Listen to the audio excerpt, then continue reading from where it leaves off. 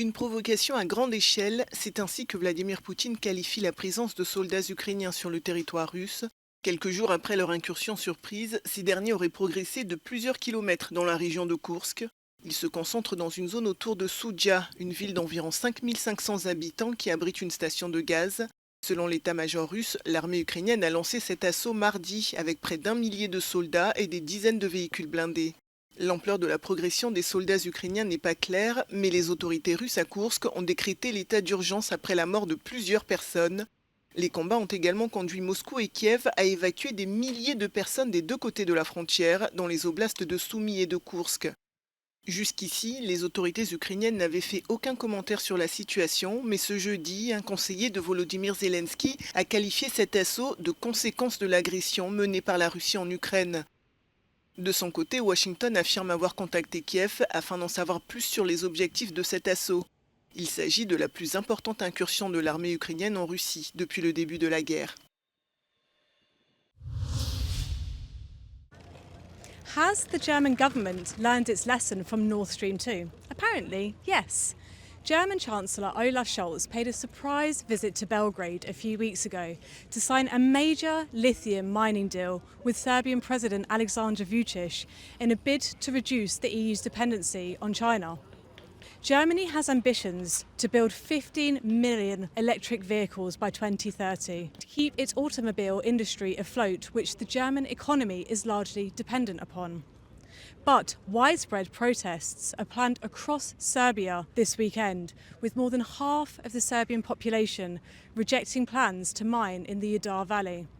These plans are not only controversial due to the environmental cost of mining, but also because of the politics. EU countries such as Austria, Portugal and the Czech Republic have large quantities of lithium in them. So it seems that the EU just wants to keep the dirty work outside of its own backyard. Liv Stroud, in Berlin for Euronews.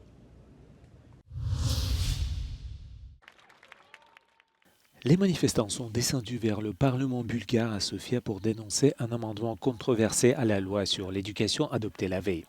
Le texte interdit la soi-disant propagande d'idées et de points de vue liés à une orientation sexuelle non traditionnelle, fin de citation, mais en fait interdira toute mention de la problématique LGBTQIA+ dans les écoles.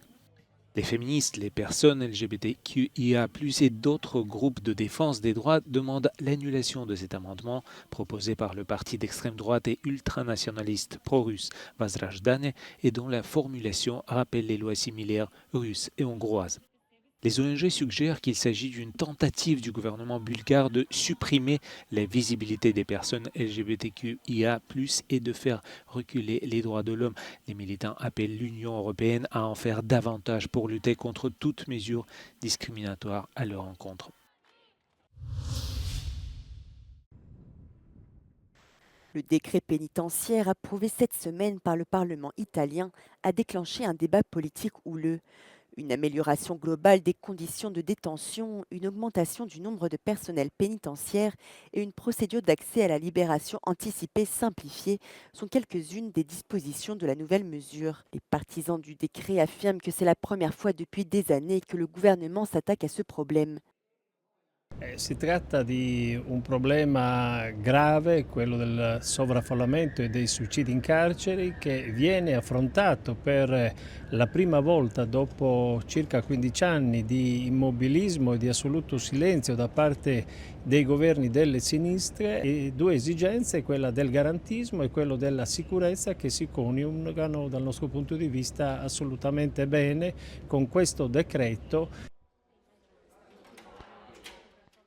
Mais selon l'ONG Antigone, qui mène une activité de surveillance indépendante sur place, avec un taux de surpopulation actuellement de 130% et 65 suicides cette année, cette dernière mesure ne suffira pas à résoudre le problème carcéral. Sarebbe stato negligente da parte di qualsiasi governo non intervenire. Il problema che si è scelto per calcolo politico un intervento non strutturale e un intervento che sostanzialmente non cambierà la situazione e anzi in alcuni punti largamente deludente rispetto anche a quelle che potevano essere alcune aspettative. Questo è come se volessimo fare un paragone, è come se ci sono dei problemi strutturali ad una casa, la casa sta crollando, in questo caso la casa è il sistema penitenziario e invece di andare a lavorare sulle fondamenta tu ti occupi di cambiare le tapparelle o modificare i davanzali. Selon les statistiques annuelles du Conseil de l'Europe sur la population carcérale pour 2023, l'Italie fait partie des quelques pays qui souffrent d'un sévère taux de surpopulation carcérale.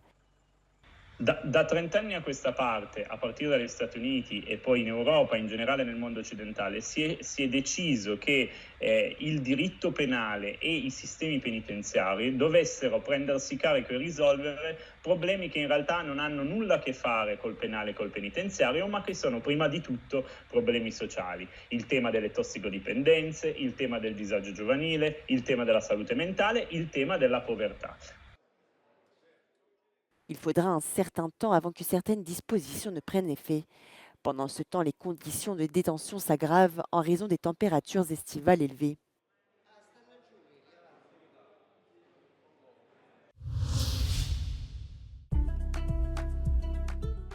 L'équipe française de basketball masculin a battu l'Allemagne 73-69 au terme d'un match tendu.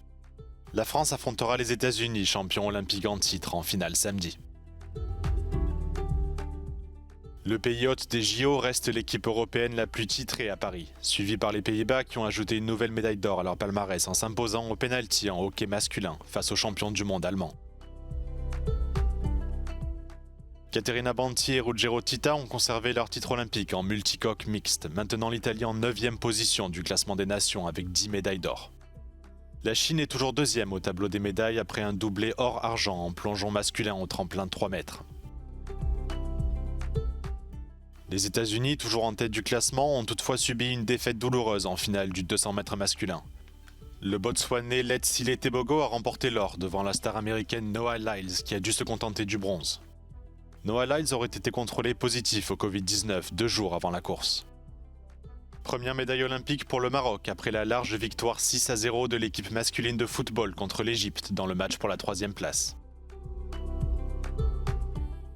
Pas de changement majeur au tableau des médailles. Les États-Unis, la Chine et l'Australie se maintiennent en tête du classement, suivis par la France et la Grande-Bretagne. Le programme est encore chargé pour la journée de vendredi. La Chine affronte la Suède en finale du tennis de table masculin par équipe, tandis que le match pour la médaille de bronze opposera la France et le Japon. La finale féminine du plongeon de 3 mètres aura lieu à 15h et à 18h, la France affrontera l'Espagne en finale de football masculin. La soirée devrait également être riche en émotions en athlétisme, avec les finales du relais 4 x 100 mètres, du 400 mètres et du triple saut homme, entre autres.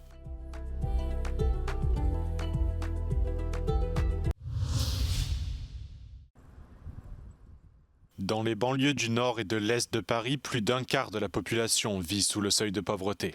Plusieurs sites des Jeux Olympiques se trouvent en banlieue parisienne, mais si ces quartiers sont au cœur de l'action, leurs habitants se rendent rarement aux compétitions.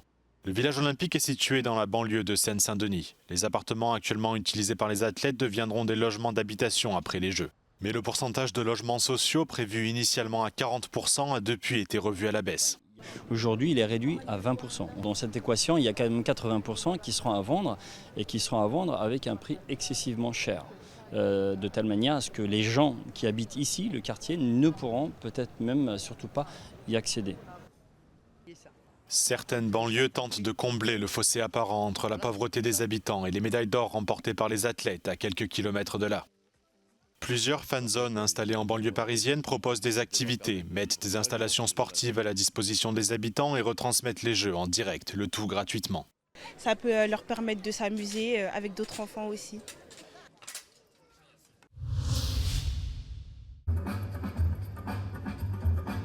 Un demi-siècle après son apparition dans les rues de New York, le breaking fait ses débuts olympiques ce vendredi à Paris.